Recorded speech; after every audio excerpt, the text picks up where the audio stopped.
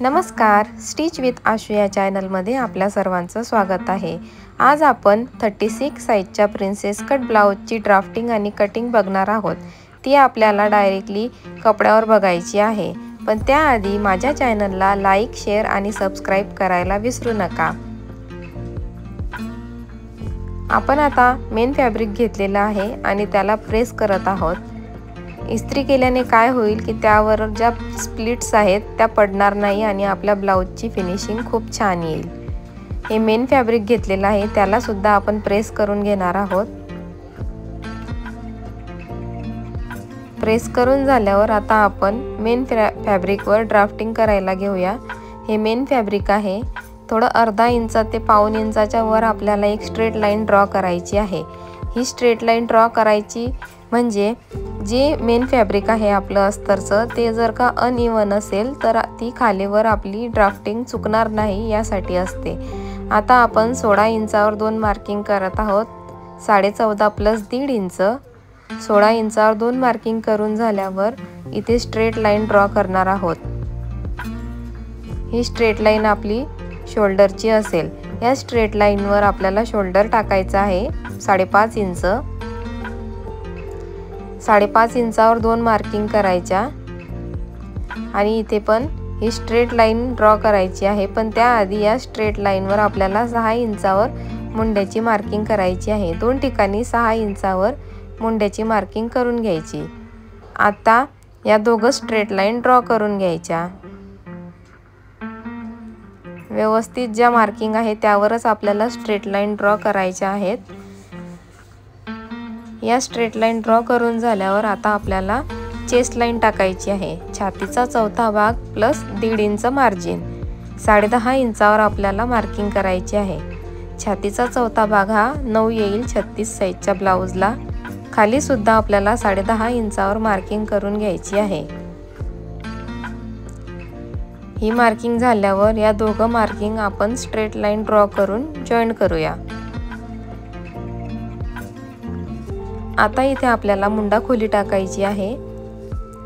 1 इंचावर आपण मार्किंग करणार आहोत आणि हे सर्कलमध्ये ड्रॉ करणार आहोत। फ्रेंच कर्वचा यूज करायचा, खूप छान पद्धतीने आपले सर्कल ड्रॉ होते। आता इथे कमरेच्या साईडला आपल्याला 3.25 इंचावर मार्किंग करायची आहे, 2 ठिकाणी।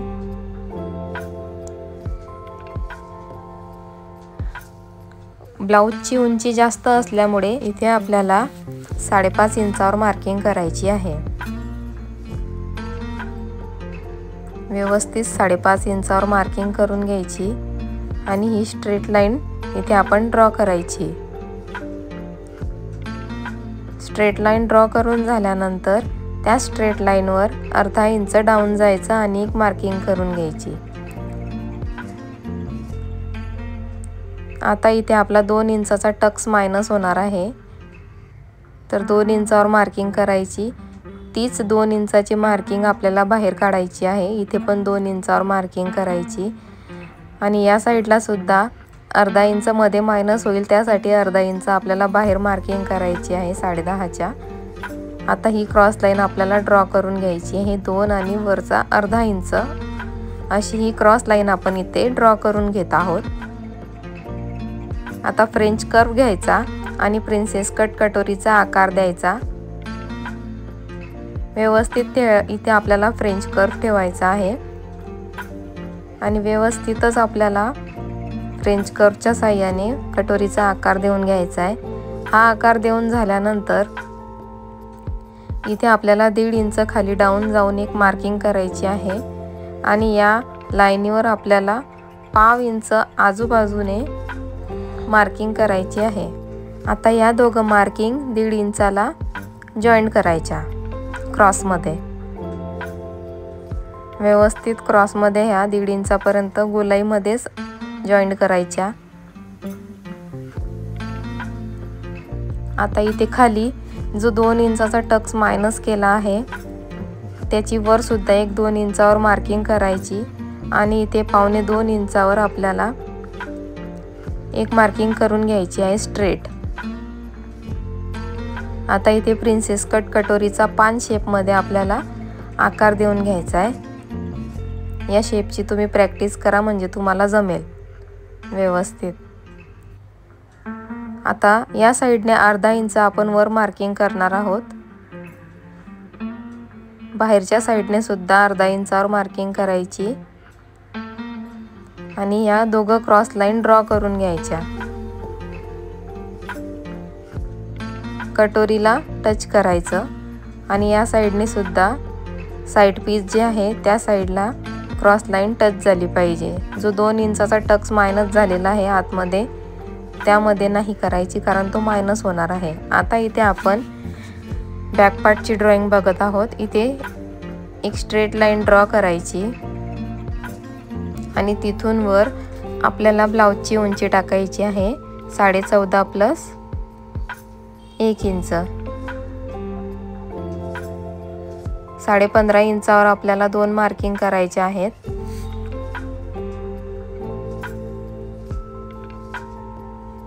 बघू शकता तुम्ही किती व्यवस्थित आपण इथे मार्किंग करून घेत आहोत, त्यामुळे आपली ड्राफ्टिंग चुकत नाही,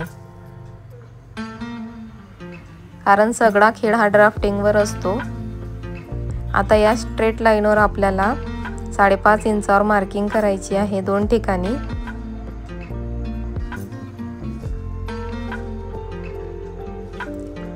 आणि खाली या स्ट्रेट लाईनवर 6 इंचावर मार्किंग करायची मुंड्यासाठी।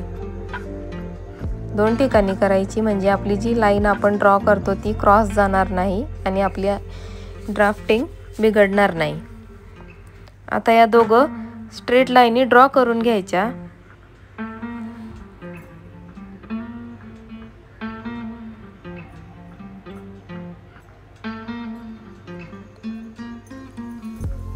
आता इथे 1.5 इंचावर मार्किंग करायची मुंडा खोलीची आणि मुंड्याचा आकार देऊन घ्यायचा। या लाईनवर सुद्धा मध्य काढायचा लाईनीचा आणि इथे गोलाकार मुंड्याचा आकार देऊन घ्यायचा।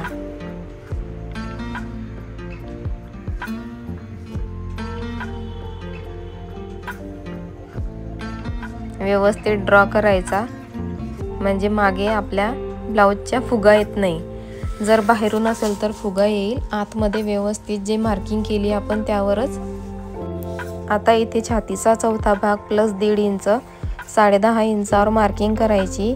कमरेच्या साईडला सुद्धा 10.5 इंचावर मार्किंग करायची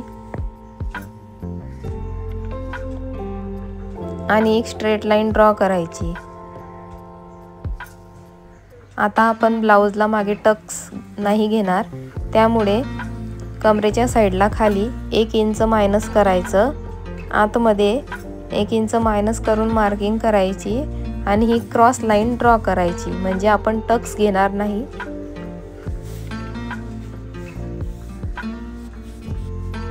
आता आपण कटिंग करून घेत आहोत फ्रंट पार्टची।